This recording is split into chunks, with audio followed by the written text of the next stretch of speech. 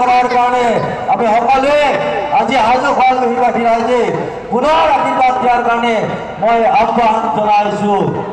কাৰণ অসম আৰু অসমীয়াৰ স্বাৰ্থ ৰক্ষাৰ কাৰণে অসমৰ উন্নয়নৰ জোৱাৰ আৰু বৃদ্ধি কৰিবৰ কাৰণে অসমীয়া জাতিক আমি সম্পূৰ্ণভাৱে এটা কথা ক'ব বিচাৰিছোঁ। নন্দিতা দাস ইতিমধ্যে পৰাজয় কৰা কৰিছে। এতিয়া নন্দিতা দাস হাজো শুৱালকুছি সমষ্টিৰ বিধায়ক হ'ব নোৱাৰে। এই কথা মই কোৱা নাই, এই কথা নন্দিতা দাসে নিজে কৈছে। কেতিয়াও নহয়, মই এজন সাংবাদিক বন্ধু ঘৰলৈ গৈছিলে, নলবাৰী ঘৰলৈ গৈছিলে, দীঘলাত গৈ আৰু তাত সকলো পৰিয়ালৰ আত্মীয়ক কথা পাতি গম পালে যে তেওঁ হাজো শুৱালকুছি সমষ্টিৰ বাদে তেওঁ আমাৰ ইয়াৰ কাৰো আলহীয়ে নহয়, কোনো আত্মীয়ই নহয়। গতিকে তেনেকুৱা মিছা কথা কোৱা নন্দিতা দাস কেতিয়াও হাজো শুৱালকুছিবাসীৰ কাৰণে কেতিয়াও আমাৰ বিধায়ক হোৱাৰ লায়ক নহয়।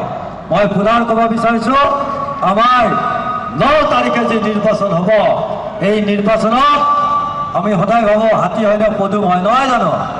হাতী নে পদুম বুলি সদায় ভাবি থাকোঁ, মনটোত অলপ দুদুল মুদুল লাগি থাকে হয়নে? আপোনালোকক মই ক'ব বিচাৰিছোঁ, হাতী নে পদুম, প্ৰথম চিন্তা আনিব গণেশ বাবাৰ নাম।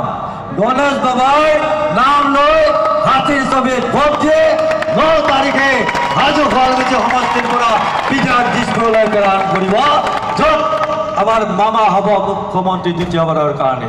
গতিকে মই সকলোকে মোৰ সেৱা জনাই মোৰ বক্তব্য সামৰণি মাৰিছোঁ।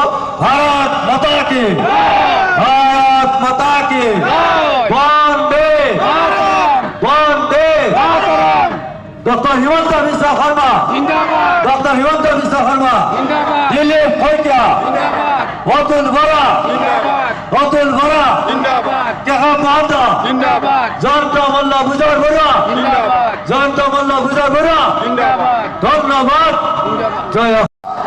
চুলি নাই অলপ টপা, চুলি নহ'লে দেখাত বেয়া নাই, বেয়া নহয় ন? চবে দেখিলে ভৰ্তি লাগে নে নাই? ভৰ্তি লাগে।